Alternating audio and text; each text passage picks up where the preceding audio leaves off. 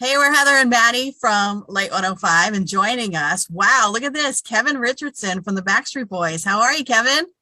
Hello, guys. How's it going? Good. It's great to see you. First of all, I got to tell you, love the t-shirt. Right? Thank you. Yeah. Appreciate it. Rock Yeah. on. I heard the greatest story about Prince the other day. I think it was Seth Rogen was talking to someone and he said there was an award show and Prince won the award, but he wasn't there to accept it. And Will Ferrell was in the audience, and Will Ferrell thought to himself, I'm going to go up as Prince and not break character and just accept it as Prince. And at the last second, he chickened out. And they were saying in the interview, it would have been the greatest moment ever if Will Ferrell just played it straight, went up and accepted the award as Prince. Oh, man, that would have been incredible. Right? So did I read this right? Because this kind of, freaks me out a little bit that next year is going to be 30 years since Backstreet Boys are a thing. Yeah, 30 years that we've been a group.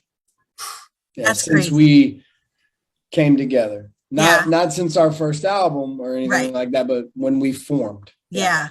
When 30 you years. see a number like 30, does that freak you out? Or, I mean, Yeah, it freaks me out. I go, ah! No, but I'm like, yeah, wow, holy Moses. Yeah. That's a long time. yeah, I think it's nice to see all of you together. It's nice to see the friendship that still exists, where people go off and do their own things and have their families. But the fact that you can all still be such a cohesive unit is awesome.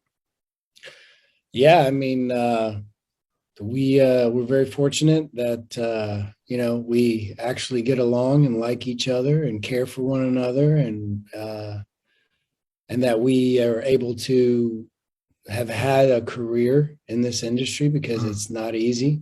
Yeah. It's not an easy business.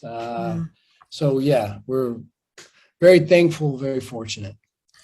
I saw another nice ride. Say that again? It's been a nice ride. Yeah.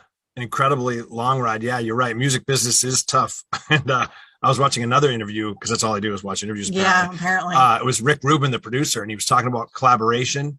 And he said, in music, he said, I see bands that don't make it. Everyone's bringing their vision to the table and they're myopically focused on that. He said the bands that make it have this real collaboration where everyone cares about the greater good. Yeah, they might have their idea, but they're willing to let it go for what's the best for the song. Do you guys have that? Like when you all get, because there's so many of you and it's been so long, are you guys all open to like stepping back and letting someone else take it for a while? Yeah, that's been a big part of it. You have to sacrifice. You have to be a team player. It's something that some of us had to learn, as we've gone on. But yeah, you have to step back and just be a good team player sometimes. And, you may not get what you want on this specific song or album or whatever it may be. And we've always kind of just had the mindset that it's kind of a democracy. There's 5 of us, so you're never going to get 2v2. It's always going to be 3-2 or Right. 4-1 or yeah. Interesting. So Yeah. Nice setup. we always kind of just vote on it. And there's been times when I've been really frustrated. I'm just like, I really feel like this is the wrong move here, and oh well, I'm just gonna have to eat it and hope for the best. Yeah. And usually it works out okay that way, but it's not easy. There have been moments where I'm like, oh, that's it. That is it. I'm done. Sounds like you every morning. I can't believe we're doing this. But Yeah. So Morning show. We've got no tiebreaker vote. right. So Kevin, I have No to tell you, mediator. I have 2 boys, 17, actually, 19. And last year they were both in the high school show choir together. So it's a group of kids that all sing and dance together competitively. And last year, their show opener, just the curtain goes up and you got 60 kids on stage. And then it's like 1, 2, all you people, can't you see? Oh, wow. It was amazing. And so I tell my That's boys, really cool. I said, I'm going to be talking to Kevin. And they're like, what? The guy who sang the song that we did, you know? And by the way, they went on to win 4 grand champions last season with that song. So, Wow. yeah. That is impressive. I'll have to, Awesome. I'll have to post the video. 17 and 19? Yes. And they're in show choir together. That's really cool. Yeah. Yeah. Because, you know, nothing's better than when family sings together, when voices come together, family members sing together because they're so similar in tone, but yet different. So that's really cool. That's awesome that they get to share that. I had a blast doing when we performed at my high school, it wasn't the greatest, but what I did get to do is being in high school choir, got to go to all-state choir and regional choir, where you're in these huge choirs of 250, 300 plus youth from all over the state of Kentucky. And you're there for, 3 days and you learn these songs and then you put on a show for, everyone that comes to the big Opera House Theater and everything in Louisville, Kentucky. And it was just, when I first heard all 350 of us singing together, it ran cold chills over me. Your altos, your sopranos, tenor 1, tenor 2, bass. It was like incredible, all those voices coming together. So that's really cool that your sons get to do that together. Yeah, I'll post the video again and I'll tag you and see if you can watch it, because that would be really cool. Be a full circle moment. Yeah, exactly. All right, so let's talk your Christmas album. Hello, it's awesome. You guys are doing great, and a cover of Last Christmas, which I love. Oh, thank you very much. Yeah, finally, after almost 30 years, we did a full-length Christmas album, an LP. We've had a song here or there. We've recorded 2 Christmas songs in our entire career, both originals, but we've never put a full LP together. And it was time. And we had the time during COVID to think it through and put it together and record it. And here we are. Yeah.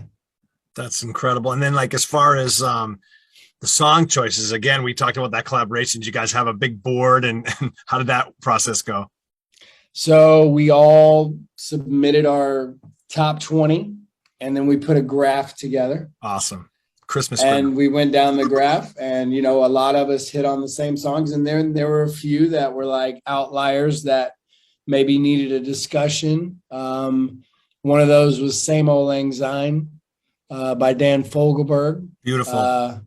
Which is, that song. It's not really a Christmas song, but it's a Christmas it's like a New Year's Christmas. It takes place during the holidays, and we wanted to kind of have 1 or 2 of those. And when we actually went to writing, we wanted to write one like that could maybe be played.